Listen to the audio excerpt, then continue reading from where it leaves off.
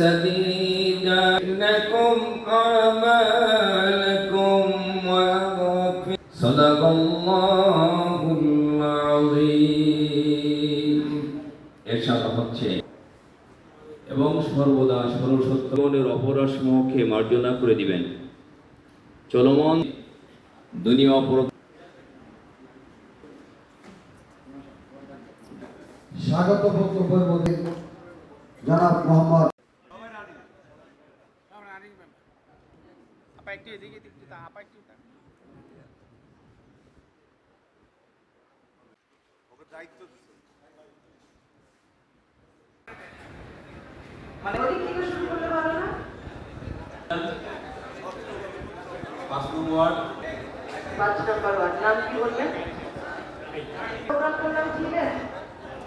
প্রধান অতিথি হিসাবে আসন অলঙ্কৃত করেছেন ফরিদপুরের গর্ব সমাজসেবক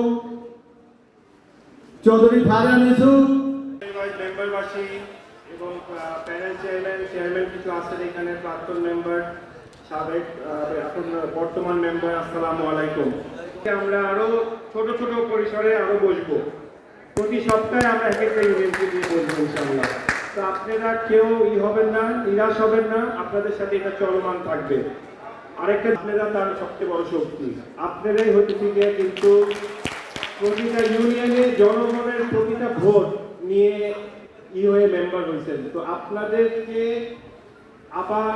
আপনাদেরকে দরকার, হ্যাঁ খালি দরকার বলবো না, আমি আপনারা আপার জন্য আসলে ভালোবাসা থেকেই কাজ করবেন, আমি সেটাই আশা করি, নাকি?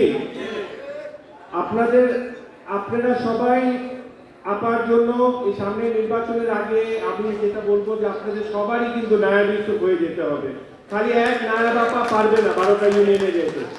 তো আপনারা আজকে করেন যে বুকে হাত দিয়ে বলেন যে আপনারা আগামী ফেব্রুয়ারি ইলেকশন পর্যন্ত আপনারা প্রত্যেকজন নায়াব ইউসুফ হয়ে যাবেন একজন করে। 15 বছর নির্বাচন হয় নাই কোনো, এখানে অনেক সাবেক মেম্বাররাও আছেন, তারা আমার কাছে সমান, তাদের ইম্পর্টেন্স, তাদের গুরুত্ব আমি সমানভাবে দেখি, কারণ তারা জনগণের মেম্বার, তারা ভোটে তাদেরকে ভোটে দেওয়া হয় নাই, অনেক অন্যায় হয়েছে, ভোট দিতে পারে নাই মানুষ, ভোটের অধিকার ছিনিয়ে নেওয়া হয়েছে, তার উপরে আবার জুলুম অত্যাচার হয়েছে, জেল খেটেছে মানুষ, মাসের পর মাস, বছরের পর বছর বাড়ি ছাড়া ছিল আমাদের সকল মেম্বার এখানে যারা উপস্থিত আছেন এবং আমার নেতা কর্মীরা, আপনাদেরকে সংগ্রামী শুভেচ্ছা। আজকে আপনাদের সাথে, আপনারা যেখানে আসছেন অসংখ্য ধন্যবাদ। আপনাদের থেকে শুরু হবে আমার ভোটের কালেকশন। আর এতটুকু বলতে চাই যে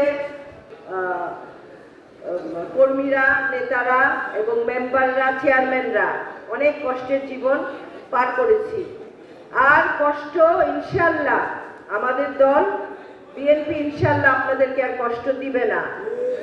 আপনারা স্বাধীনভাবে, আপনাদের তো নিরপেক্ষ ভোট হবে এবং স্বাধীনভাবে আপনারা কাজ করতে পারবেন। আমাদের ভারপ্রাপ্ত চেয়ারম্যান আপনাদের জন্য যে 31 দফা দিয়েছে, সেখানে 21 নম্বর দফায়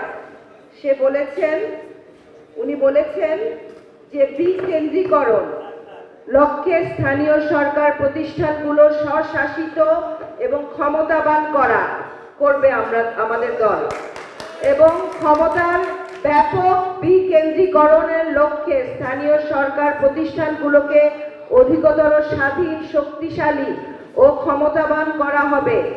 এই সকল প্রতিষ্ঠানকে এমনভাবে জবাবদিহিতার আওতায় আনা হবে যেন তারা শিক্ষা, স্বাস্থ্য সহ বিভিন্ন পরিসরে পরিষেবা প্রদান এবং উন্নয়ন কার্যক্রমে কার্যকর ভূমিকা রাখতে পারে। স্থানীয় প্রশাসন এবং অন্যান্য জনপ্রতিনিধির স্থানীয় সরকার নিশ্চিত করা হবে। বুঝেছেন এটা আপনারা? আপনাদের উপরে আমাদের খবরদারি থাকবে না, আপনারা স্বাধীনভাবে কাজ করতে পারবেন। মৃত্যুজনিত কারণ কিংবা আদালতের আদেশে পদশূন্য না হলে স্থানীয় সরকার প্রতিষ্ঠানে সরকারি প্রশাসক নিয়োগ করা হবে না। আদালত কর্তৃক দণ্ডপ্রাপ্ত না হওয়া পর্যন্ত স্থানীয় সরকারের নির্বাচিত প্রতিনিধিগণের নির্বাহী আদেশ বলে সাসপেন্ড বরখাস্ত অপসারণ করা হবে না। আপনাদেরকে কতটা অধিকার, কতটা ক্ষমতা দেওয়া হচ্ছে আমাদের দল থেকে 31 দফা বাস্তবায়নের মাধ্যমে, আপনারা বুঝতে পারছেন?